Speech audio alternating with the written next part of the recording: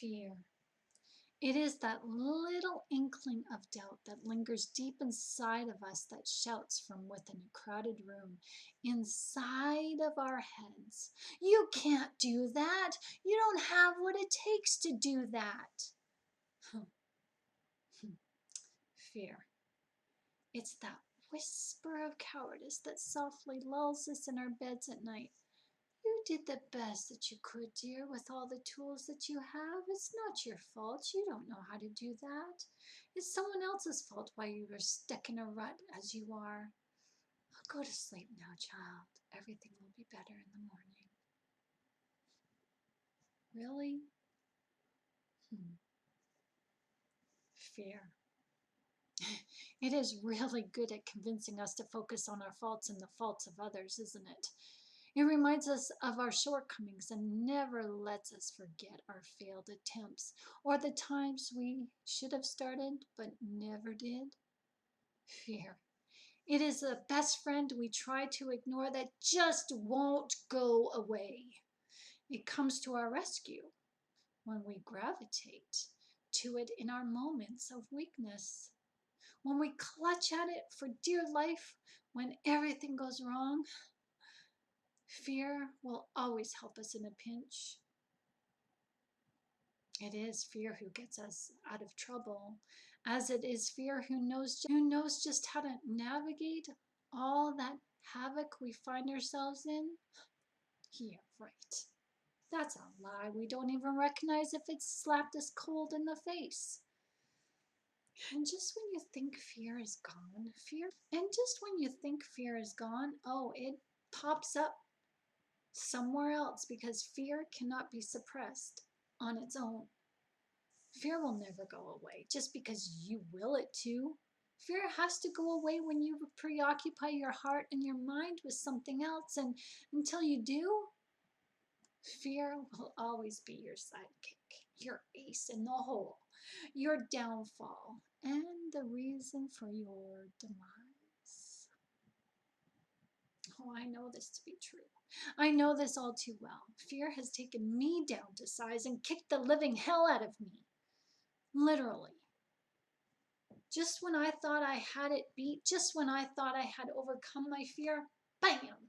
It popped up somewhere else in my life and I began to systematically crumble. It took me down, little by little by little by little. I would have succeeded too if God didn't step in the way to say enough is enough. I would have listened to the lies of fear had God not told me the truth. Hi, my name is Shannon Gilmour, and I am your Christian life coach and mentor, helping you to see life's challenges by sharing with you my own. We are all in this together, and welcome to this week's video. In this video, I would like to share with you some deep insights that God shared with me as I have been working my way back out of fear by lockstepping with it and going back in time to the time where fear began to control my life. Childhood trauma. Now, this is where most of our issues that we have in life come from. Hidden trauma.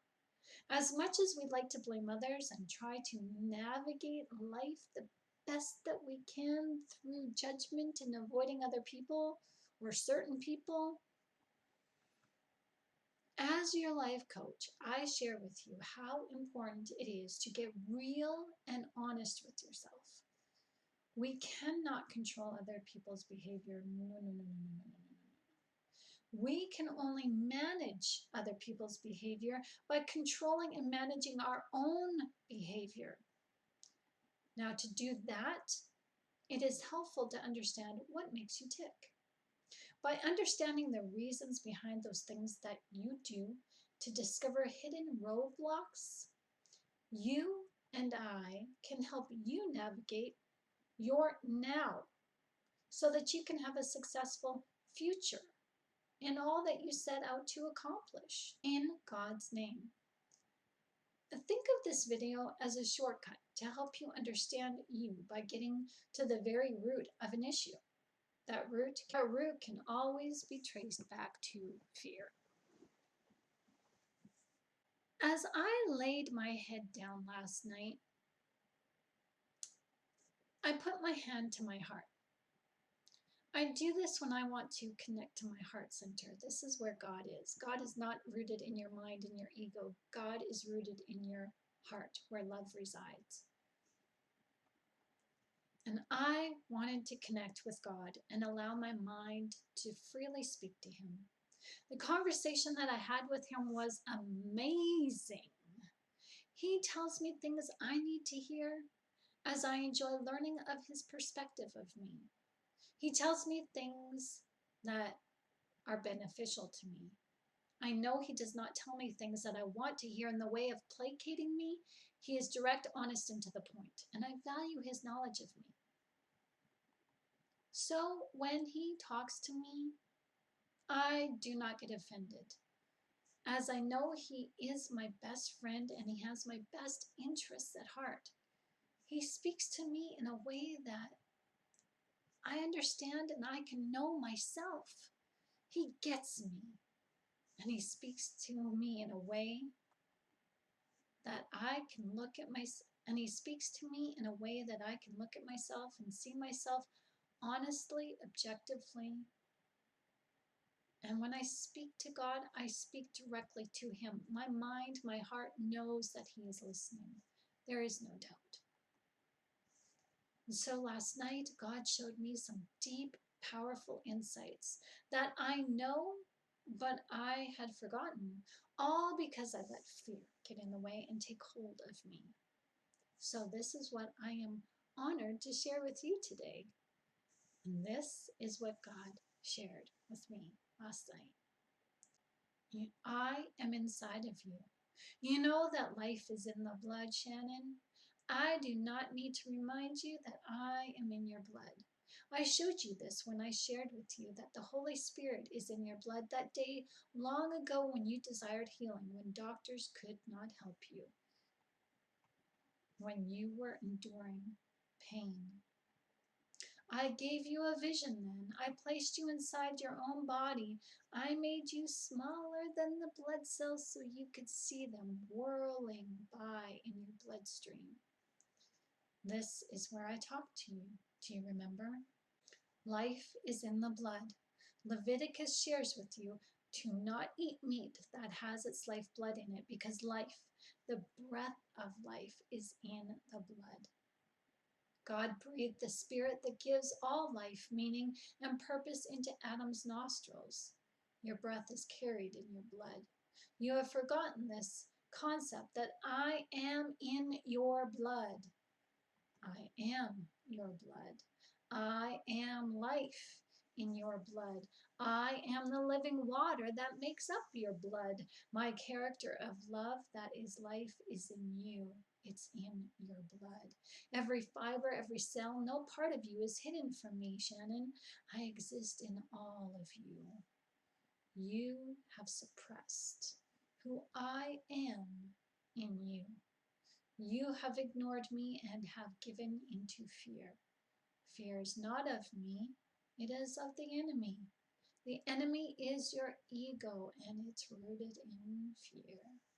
In all things, envy, jealousy, covetousness, strife, haughtiness, pride, greed, these things are of the ego, of the mind, and these are enemies of me. They are not of me, they are of you, of your parents.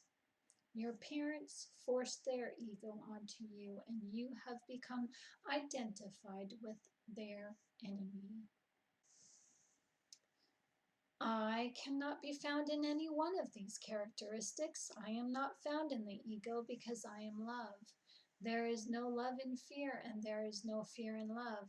Where there is fear, there is doubt. Where there is doubt, there is fear. Where you fear, this exposes the lack of faith you have in me. Ooh. Now, some of this God didn't say to me last night. He said to me now as I'm speaking this out to you. You and I, these words are something we both need to hear. So as I lay in my bed last night, I was shown how I have made such headway in understanding some deep personal trauma this past week. God showed me last Friday, November 20th, 2020, how my ego was lying and deceiving me. And then last night, November 30th, 2020, God shared with me how I have allowed this fear to take hold of me as I have been allowing it to control me. God has been leading me and teaching me all through these 10 days as it has been fruitful and challenging, sad, liberating, healing, cathartic, and also painful. As I lay in bed last night, God allowed me to revisit the realizations about my past, about my parents, that came about while speaking on live Instagram video about jealousy just last Saturday. See, I met someone a few months ago who challenged me with their ego, and Friday evening, after I was challenged that morning to look at mine. Now, his jealousy was abusive, abrasive, and intrusive. This person's jealousy assumed they knew me better than I knew me.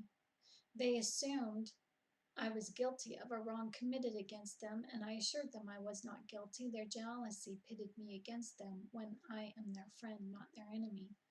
But their jealousy made me their enemy. And I could not convince this jealous person of anything different than what they had already believed.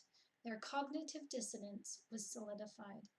This was a lesson I had to learn, as I needed to see it to learn it. It hurt, and the situation took me to the root of it all, the fears that came from childhood trauma.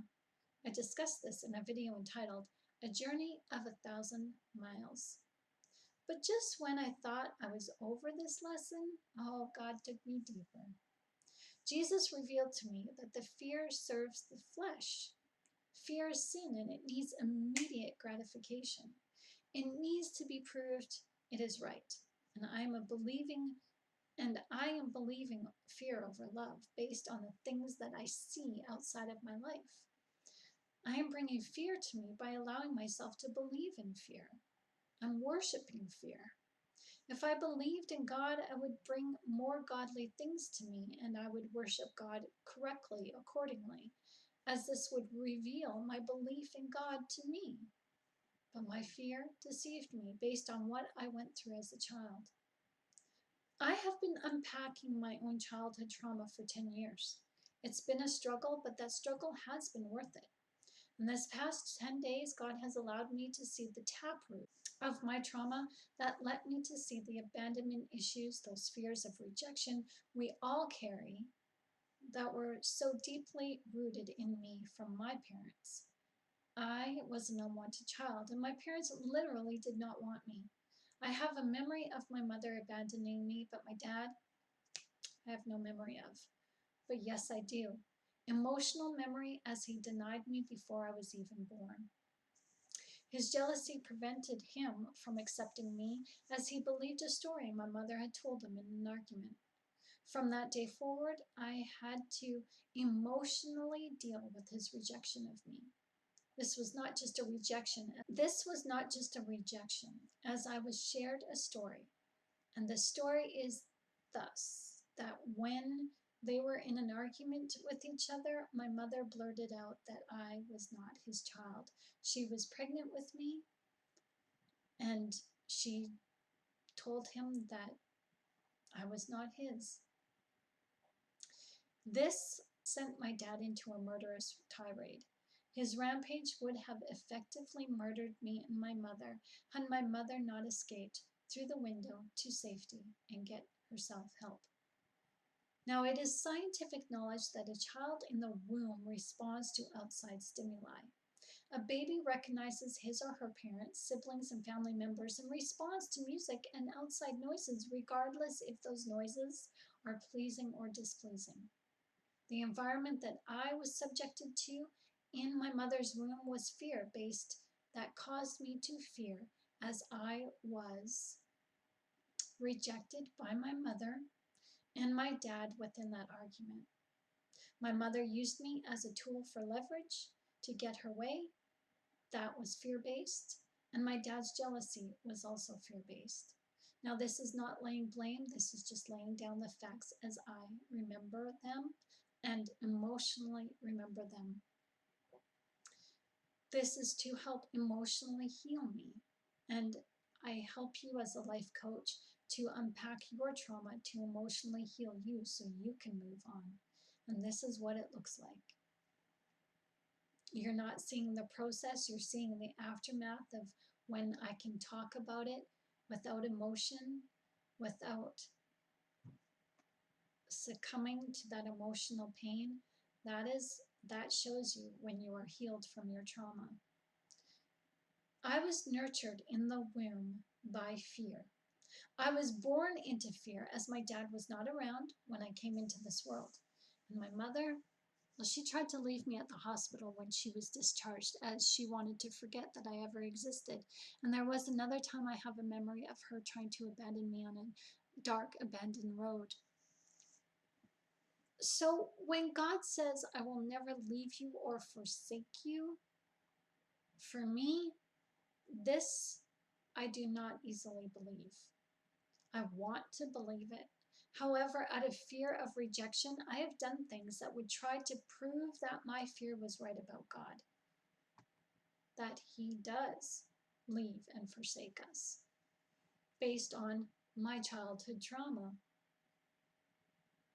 I tried to prove that He would reject me over and over and over again because of my wrongdoing, but He never did, ever. When God says He will never leave us or forsake us, when God says He will never leave us or forsake us, oh, by golly, He means it. He cannot change. Last night, God shared with me how before I understood the depth of meaning within my own trauma, I was effectively allowing fear to control me. Fear doesn't believe God. I was living my life in a way that held me to the trauma of my parents, all the while trying to seek acceptance through people who were jealous of me, because jealousy was imprinted on me through trauma during the time of gestation. I was trying to seek forgiveness and acceptance through others who were jealous, as this would be the spiritual means to then seek forgiveness and acceptance of my father. Pretty deep, huh? By having others forgive me of a wrong they believed about me that was false, then I would be able to forgive my dad if I could just get these people to see against their reason and show them that I was a good, healthy individual to love or like. If I could effectively turn their hearts, then in my spirit, in my heart, I would be able to forgive my dad and assume that my dad would accept me even though he's not in my life. This may not make sense, however it will when I explain to you where hidden trauma sits scientifically. In your brain, there are 5 brain waves, and the brain waves that is dominant when you are young is called the theta brainwave. This brainwave collects your reactions to stimuli and stores those reactions as memory. Good or bad, right or wrong, the theta brainwave cannot tell the difference. It has no filter of judgment, and it cannot tell the difference between reality and fantasy. The theta is where your subconscious is stored, and it collects data about how you responded to situations and brings to you in life, in your adulthood, what is the most familiar imprinting of responses that exist on the theta brainwave. The trauma bonding of our youth is prominent for many of us. Many of us have been traumatized, verbally or physically, and this trauma is a familiar imprinting on our theta brainwaves that now we are in our adulthood, we are still seeing individuals who bring out those responses that we had in our youth. We are not creating chaos, but chaos is coming to us to bring out the pattern of emotions that are most familiar to us. But we can change this. This is why it is important to challenge yourself to do inner work. God uses the inner work we do to help us recognize these patterns of emotions that are no longer working for us so we can change them. When we change them, we can effectively re-imprint our theta wave with more emotions that are beneficial to us now as adults. We can change our thinking by changing our emotional responses to live a happier and freer life. As children, we were at the mercy of others. Now, as adults, we are only at the mercy of God. And I explain this in other videos I have created on YouTube. I had no idea that I was searching for the love of my parents and searching for their love by looking for it in others who were also toxic. I thought subconsciously, if I could just convince the toxic people that I was good, caring, and loving, I would somehow be able to right the wrongs of the past. This cannot and does not work. It's an exercise in futility. When God shared with me last week all this through the jealousy of someone whom I did not know all that well, He also shared with me the hidden detail that I neglected to see.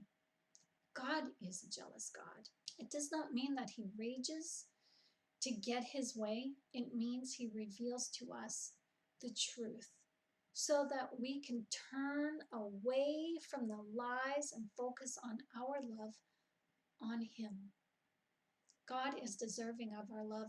Those who traumatized us are not. In speaking this out with you now, I realize that in trying to seek my parents' love and affection, something I never had from them, I have been trying to find my purpose in life as their rejection of me actually took away my identity. I've been trying to discover who I am, not knowing who I am, understanding that I am God's daughter, but not really believing it in totality, and finding my identity in the jealousy of others by trying to convince them that I am a good, benevolent, kind, caring, compassionate human being, loving, nurturing woman. If I could get the jealous person to accept that and accept me, then that would be where I could find my identity. That just came to me. That's deep. What Jesus then shared with me was that He has been helping me get rid of the trauma as I had to identify the trauma and not ignore it so that I can make a choice. God wants us to identify our trauma so that we can make a choice because fear forces us. The trauma that we are bound to in our youth forces us to make a decision. We are not able to, with our own free will, decide. It just is for us. That negative imprinting that we had in our youth, even though our theta brainwave doesn't recognize that it's negative, we do now, but we don't have a choice because our subconscious makes decisions for us 8 times faster than we can verbally or consciously think about a decision. So this is forcing us into compliance. This is what the Bible talks about being in bondage. God is jealous. He gives us the truth so that we can work out our trauma and make a conscious choice to either continue to live in fear and doubt or let that all go and allow ourselves to heal from it and then choose love through Jesus. We have a choice to accept what has happened to us and move on by allowing God to help heal us and move on in God's love. I literally am adopted by God. I have known this, but I finally am understanding the gravity of this today. Yeah, I realize now that I don't have earthly parents as they disowned me. They cut me off of having access to them. They cut me off from having loving parental nurturing ways as they were never nurturing or parental towards me. I am not responsible for trying to hold them up to their responsibility. And that's what we do in our trauma. My parents, they never wanted to take responsibility, but someone has to. So if not them, then me. But I'm not the one who put the trauma on myself. All I can do is heal from it and move on. If I can't get them to take responsibility for themselves, then who will? Jesus, He is our advocate. It's the law of nature. Jesus is our replacement. He is our Father. He wants to be our Father. I accept the trauma and I have let it go. Now I can submit to the pain, the realization of what that truth brings. As on Instagram video, when I was sharing this, that my parents denied me and effectively murdered me, I started to get a little bit teary-eyed, but I'm okay with it now because I'm thankful that God has taken me in. If I didn't have God, I would be a wounded mess. I am not hurt by my parents' pain because since day one, 10 years ago, God has been slowly working on my heart and building me courage enough to hear the truth. He doesn't just slap you with the truth one day and say, there you go, deal with it. No, He gradually gives you pieces that you can understand and builds up to the truth that will help release you from the pain. God is so loving and caring like that. So I am not hurt by this trauma. I understand and I accept. Their fear is not my fear. Their fear is no longer what I want to live for or live in. I give that back to them if I am able. Not in a judgment, but it doesn't belong to me. It never did. It was borrowed so that I could see my potential in Jesus Christ. My parents, they put their fear onto me and I made it my own. I cannot give them back the fear that which they gave to me through trauma. I can only accept it and give it to God by submitting to His love. I accept God's love. I accept it and I no longer dismiss it or ignore it. I know I'm going to have some challenges ahead, but I can remain mindful of asking myself, where is this fear coming from? Where is this my fear or is it coming from trauma? Where is this feeling coming from? Is it good or bad?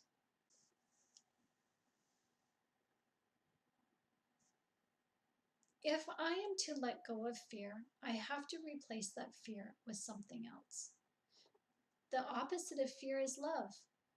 So I need to love myself and nurture myself. This is the law of the land.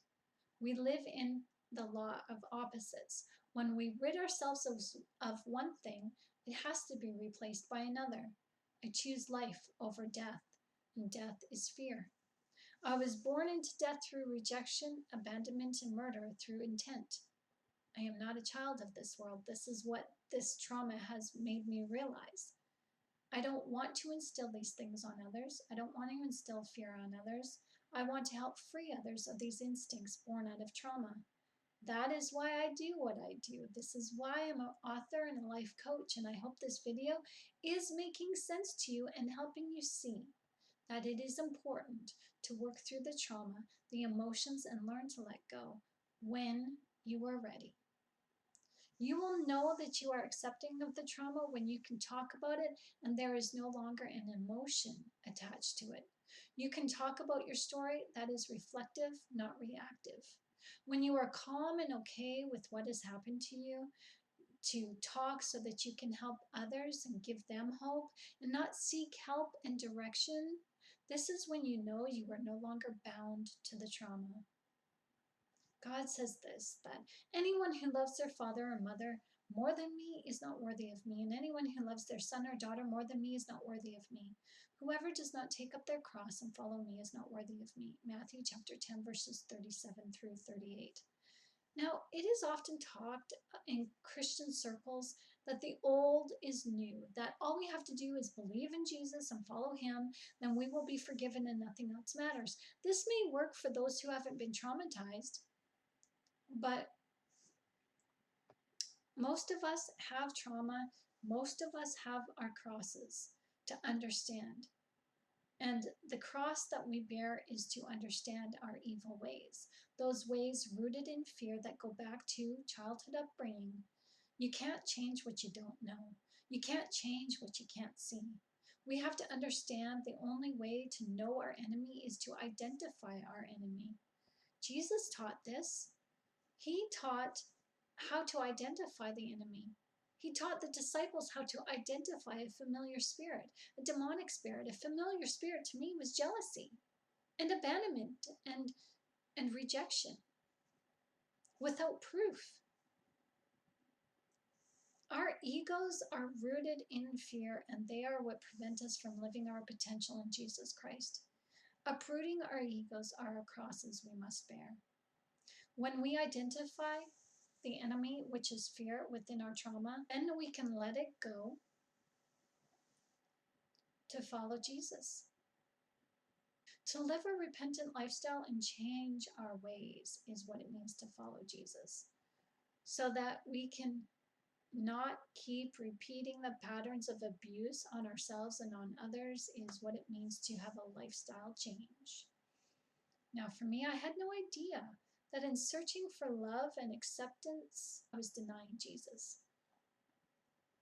By living in pain and trauma of the past and bringing that trauma of my past to me unknowingly, by thinking about it, because science now shows that what you think about, you bring about. Oh, I want good things. I want love. I want blessings. I want a prosperous future for myself. I don't no longer want death and destruction. I had no idea that living in pain and trauma of the past, we effectively dilute the feelings of love we have for Jesus.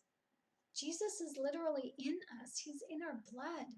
When we live in fear, we are denying the Spirit's power. And I talk about Jesus in our blood. I talk about the blood of Jesus in my book that I authored entitled The Blood Covenant of Elohim.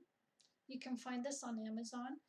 And I also talk about it in my Bible study workbook, A Study in His Word, also found on Amazon.com. But I have PDF copies available for you to download at gumroad.com/lifecoachshannon. I fell asleep last night with God in my heart, and this morning it felt really good to talk to Him first thing. I haven't done that in such a long time. I talked to Him, and He shared more with me in this simple and heartfelt message that I would like the opportunity to share with you before we close this video. Because Jesus is in us, we have to be mindful of this to take care of Him. What we eat goes into our bloodstream, and God was just giving reference of this to me because I wrote a book on spiritual eating a few years ago, which you can also find on Amazon. So God was just making reference that to me. Our blood is where the Holy Spirit resides. Food that has had chemicals placed in that food goes into our bloodstream and alters our moods. And remember, the Holy Spirit resides in our blood because life is in the blood. So these foods that have chemicals in them, that are not biochemical in design, they are considered low vibrational foods. These foods may feed the sinful nature, the lust and the gluttony, because they may taste good. However, these so-called foods do not nourish our bodies or our souls. We end up very cranky and moody, and we take out our aggressions on those we love and on ourselves. We are directed by God to not sin in our anger, and the foods we eat, let alone cause us to sin. We are responsible for ourselves and for holding ourselves accountable to Jesus who resides in our blood. So it's important to take care of our temples, to be mindful of what we put in, be mindful of what comes out. Jesus cannot be tainted, but through our actions, our thoughts, and our speech, and by not holding ourselves accountable for maintaining the temples, our bodies, we are guilty of putting out the Spirit's fire. This is why we're not doing things in God's name. This is why we're not tapping into kingdom power. If this is a hard concept for you to understand, Jesus gave me this analogy to me. To think of a mother who is nurturing a baby inside of her. She is mindful of the things that she does, she eats, and she is careful not to be harsh with her tone of voice. She loves her growing baby inside of her, and she sings and coos to her baby. She does not forget her baby is with her at all times. She is mindful and remains in love. We should never forget that Jesus is inside of us. We should treat him like a mother treats her baby inside her womb. We should treat his spirit as a mother cares for her unborn child. Now, the character of Jesus is joy, love, peace, self-control, and patience. We neglect him in these ways when we neglect ourselves. He and I are one. He and you are one. And that makes us all one big collective family. By acting in fear, we give the enemy jurisdiction over our lives, and the enemy, the ego, becomes our God. For many of us who live in trauma bonding to our childhood trauma, we do not realize that we have made the people or person that instilled fear in us our God. When we care for Jesus by caring for ourselves, we are loving Jesus as we love ourselves, and then we can love others as we love ourselves. But our egos, they try to put Jesus back on the cross and hold him accountable for the wrongs we commit over and over and over. He died once and for all. Had Adam and Eve been allowed to stay in the garden, they would have eaten from the tree of life and continued to sin in their eternity. We have to get kicked out of the garden of our hearts in order that we change to see the damage we are causing within our hearts. We must work out our salvation with fear and trembling, and to do that is to seek our own hearts and look at the fear-based trauma objectively and honestly. Living in fear is suppressing God's love. We suppress all that God is and all that he can be within us. It's like when we suppress God, it's as if he goes down to the grave for 3 days. And we shouldn't put him in that position because he already did that. We cannot do all that Jesus did and more if we are living in fear.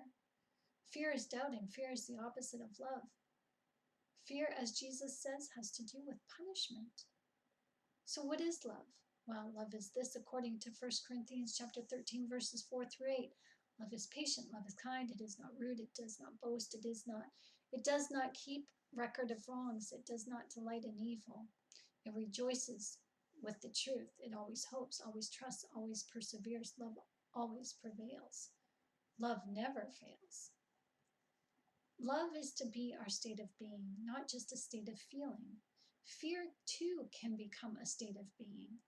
When it is, it controls the individual and hardens their heart, keeping them away from love, keeping them beholden to jealousy.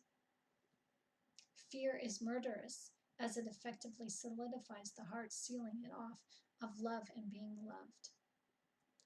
Work through your pain.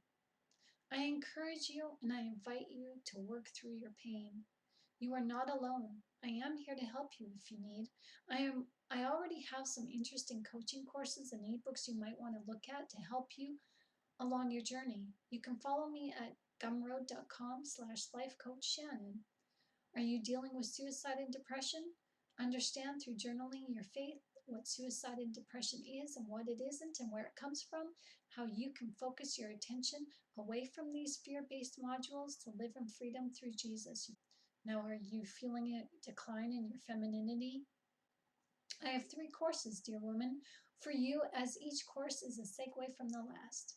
Discover who you were meant to be through the story of Job. Learn how to effectively communicate with yourself and others to understand yourself in a way that allows you to go the distance for Jesus.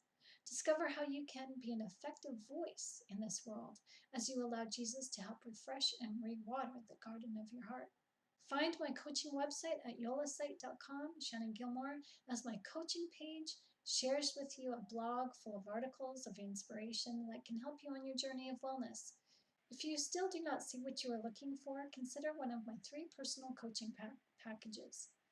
By meeting with me personally one-on-one over the internet or via the phone, you and I can work closer together to help identify and uproot the issues that are causing you hindrance. The first consultation is free, so please take advantage of that phone call to see if my services are right for you. So thank you so very much for allowing me to share my life with you. I truly feel so much better as I believe in talk therapy. It's how I began my journey in counseling, and the community that allowed me to share my youth has made it all possible for me to help you today. We are all in this together, and I believe in giving back. Helping you in the ways that I do through outreach, book writing, counseling, peer support. It's my way of saying thank you. Thank you for not giving up on me or yourself. We are our brothers and sisters' keeper. We are in this life to make it count. Let's achieve that together. Fear, it's not so strong of a voice as we might think. Love is stronger, and love can move mountains. I'm believing that now. Until next time, thank you for your support by watching this video. Please like and share and subscribe to my YouTube channel, as this will help you to get updated when I upload more videos such as this one. Thank you for purchasing my books and my e-courses and allowing me the honor to share my stories, my personal insights with you.